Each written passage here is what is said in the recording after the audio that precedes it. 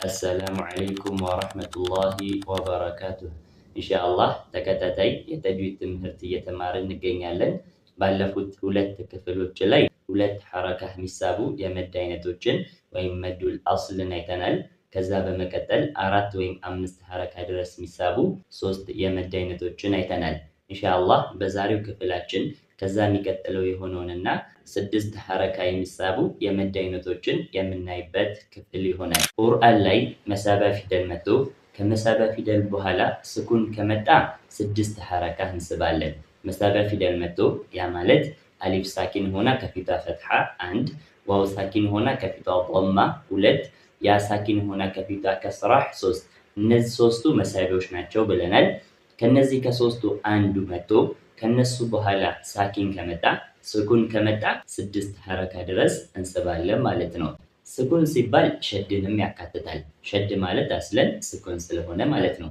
ቀለል እናድርገውና ከመሳቢያ ፊደል በኋላ ስኩን ወይም ሸድ ከመጣ ስድስት ሐረካ ድረስ እንስባለን ማለት ነው። በዚህ ክፍል ውስጥ ሶስት የመድ አይነቶችን እናገኛለን።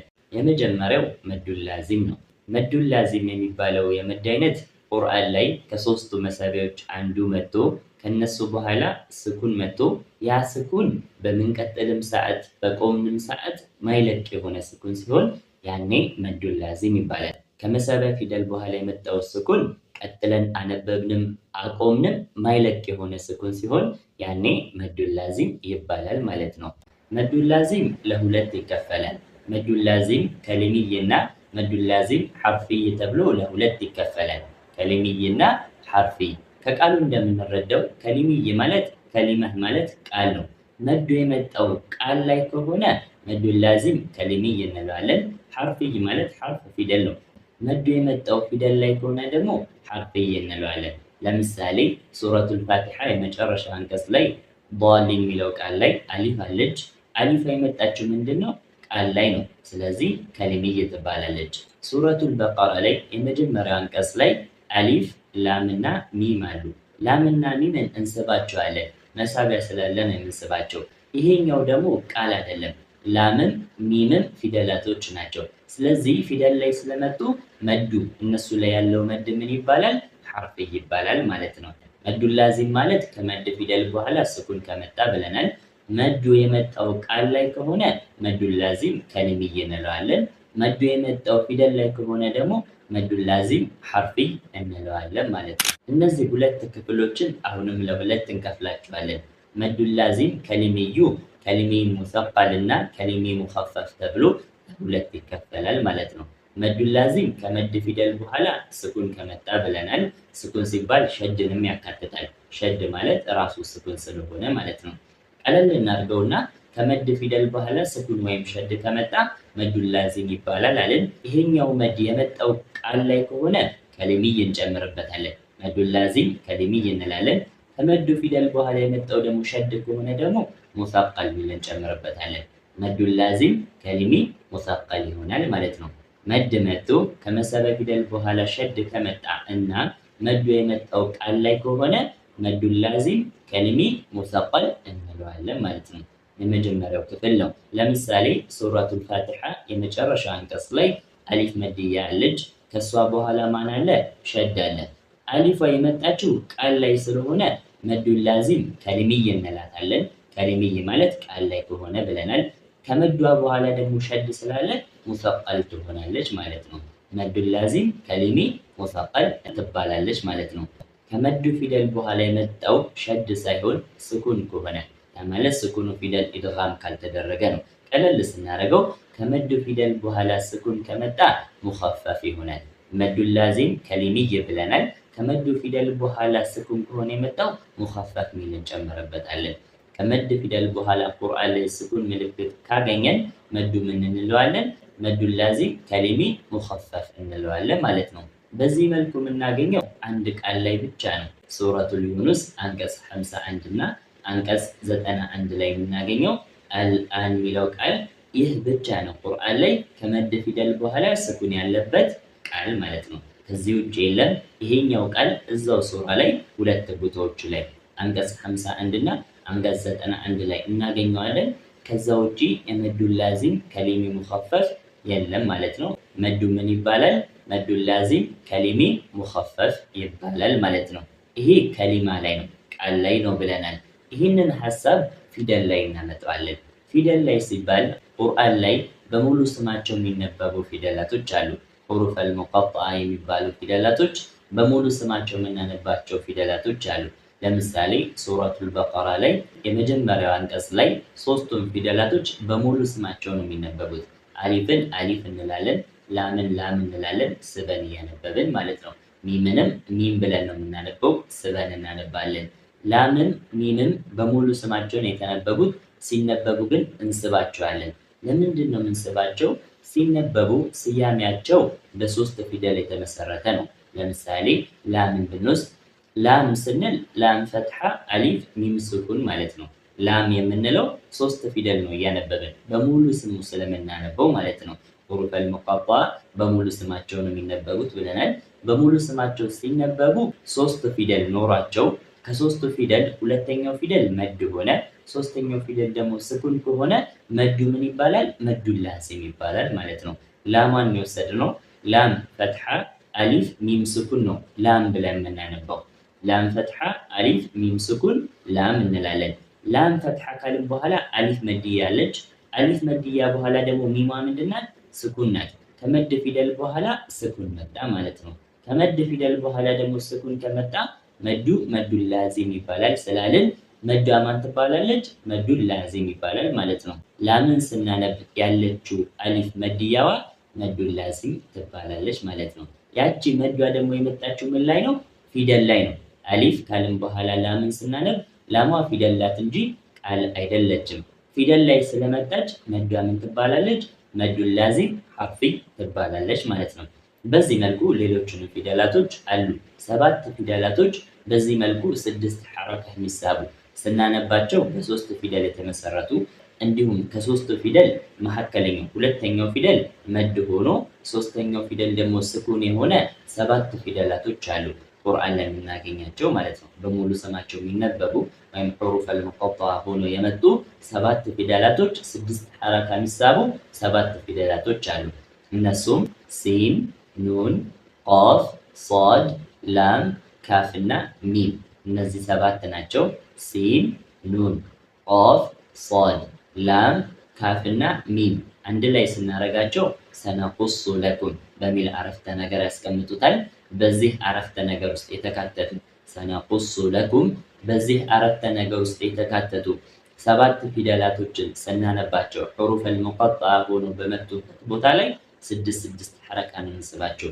ስናነባቸው በሙሉ ስማቸው ስለምናነባቸው በሙሉ ስማቸው ስናነባቸው ደግሞ ምን አለ? መድ አለ።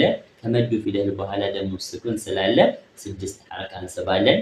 ማን ይባላል?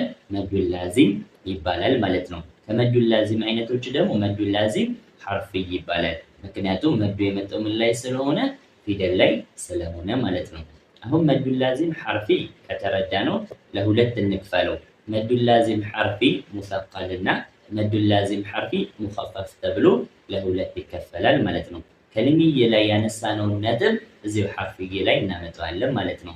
እነዚህ 7 ፊደላቶች ስናነባቸው እርስ በርስ ተቀጣጥሎ በሚነበቡበት ጊዜ ስኩናቸው ከመድ ፊደል በኋላ የመጣው ስኩን ኢድጋም የሚደረግና በቀጣይ ፊደል ውስጥ የሚገባ ከሆነ ሸድ ይፈጠራል። ያኔ መዱ ሸድ የመጣበት መዱ ምን ይባላል? መዱ ላዚም ሐርፊ ሙሰቀል እንለዋለን ማለት ነው። መዱ ላዚም ሐርፊ ተረተነዋል። ሙሰቀል ቢል እንጨምርለታለን ማለት ነው። ለምሳሌ ሱረቱል በቀራ የመጀመሪያው አንቀጽ ላይ አሊፍ ካልን በኋላ ላም አለች፣ ከዛ ሚም አለች። ላም ስያሜዋ ላም ፈትሐ አሊፍ ሚም ስኩን ነው ብለናል። መጨረሻ ላይ ሚም ስኩን ናት። ቀጣይ ደግሞ ማን አለ? ሚም ትቀጥላለች። ሚም ከስራ ያ ስኩን ሚም ስኩን ይቀጥላል። ላም መጨረሻዋ ሚም ስኩን ነው። ሚም መጀመሪያ ደግሞ ሚም ከስራህ ነው። ሚም ስኩን ሚም ከስራህ። ቁርአን ላይ ደግሞ ሁለት ተመሳሳይ ፊደላቶች መጥተው የመጀመሪያው በስኩን ሁለተኛው ሙተሐሪክ ከሆነ ስኩኑ ፊደል ኢድጋም ተደርጎ ሙተሐሪክ ውስጥ ይገባል። እዚች ጋም ተመሳሳይ ነው። ላም ስንል ሚም ስኩን መጣች። ሚም ብለን አያይዘን ስንቀጥል ደግሞ ሚም ከስራ። ሚም ስኩን ሚም ከስራ አንድ አይነት ፊደል ናቸው። ሁለቱም ሚም ናቸው። መጀመሪያዋ ደግሞ ስኩን ናት፣ ሚም ስኩን ናት። ሁለተኛው ሙተሐሪክ ነው፣ ሚም ከስራ ነው። ሚም ስኩና ኢድጋም ተደርጋ ትገባለች። እሷ ትጠፋና ሚም ከስራ ሸድ ትሆናለች ማለት ነው። ያኔ ላ ካልን በኋላ ከአሊፉ በኋላ ማን ነው የሚከሰተው? ሸድ ነው። ሚሟ ኢድጋም ተደርጋ ስለገባች ወይም ስለጠፋች ሸድ ነው የሚከሰተው። ከመዱ ፊደል በኋላ ምን መጣ ማለት ነው? ሸድ መጣ ማለት ነው። ስለዚህ ላም ላይ ያለችው አሊፏ ከሚም ጋር ቀጥለን በምናነብበት ጊዜ ከሷ በኋላ ሸድ ስለሚመጣ አሊፏ ምን ትባላለች? መዱል ላዚም ሐርፊ ሙሰቀል ትባላለች ማለት ነው። ከመድ ፊደል በኋላ ሸድ ከመጣ ሙሰቀል ይባላል ብለናል። መዱ ደግሞ የመጣው ፊደል ላይ ስለሆነ መዱል ላዚም ሐርፊ ሙሰቀል እንለዋለን ማለት ነው። ሸድ ማይመጣ ከሆነ ደግሞ ሙኸፈፍ እንለዋለን። ለምሳሌ ሚሟ ሚም ከስራ ያ ስኩን ሚም ስኩን ነው ስትነበብ በሙሉ ስሟ ስለምትነበብ ሙሉ ስሟ ደግሞ የተመሰረተው ሚም ከስራ ያ ስኩን ሚም ስኩን ነው። መሀል ላይ ምን አለ? ያ መድያ አለች። ያ ስኩን ሆና ከፊቷ ከስራ ስለሆነ ማለት ነው። ከያ መድያ በኋላ ደግሞ ስኩን አለች። ሚሟ መጨረሻ ላይ ያለችው ሚም ስኩን ናት። ከመድ ፊደል በኋላ ስኩን ስለመጣ መዷ ምን ትሆናለች? መዱል ላዚም ትሆናለች። መዷ ደግሞ የመጣችው ፊደል ላይ ስለሆነ ሐርፍዬ እንጨምርበታለን። ስኩና ደግሞ በሌላ ፊደል ላይ አያይዘን ስላላነበብናት ያ ማለት ከመድ ፊደል በኋላ ስኩን ስለሆነ የመጣው ያኔ መዷ ምን ትባላለች? መዱል ላዚም ሐርፊ ሙኸፈፍ ትባላለች ማለት ነው።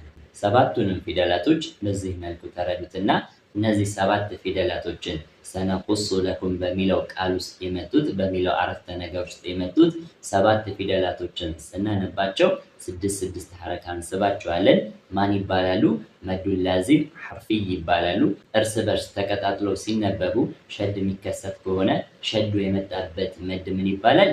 መዱል ላዚም ሐርፊ ሙሰቀል ይሆናል። ሸድ የማይመጣ ከሆነ ደግሞ መዱል ላዚም ሐርፊ ሙኸፈፍ ይባላል ማለት ነው። መዱል ላዚም ከሊሚ ሙሰቀል፣ መዱል ላዚም ከሊሚ ሙኸፈፍ፣ መዱል ላዚም ሐርፊ ሙሰቀል እና መዱል ላዚም ሐርፊ ሙኸፈፍ። እነዚህ አራት የመድ አይነቶች ግዴታ ስድስት ሐረካ መሳብ ይኖርብናል ማለት ነው። 6 ሐረካ ከሚሳቡ የመድ አይነቶች የመጀመሪያው መዱል ላዚም፣ ሁለተኛው መዱል ዓሪድ ሊሱኩን ነው።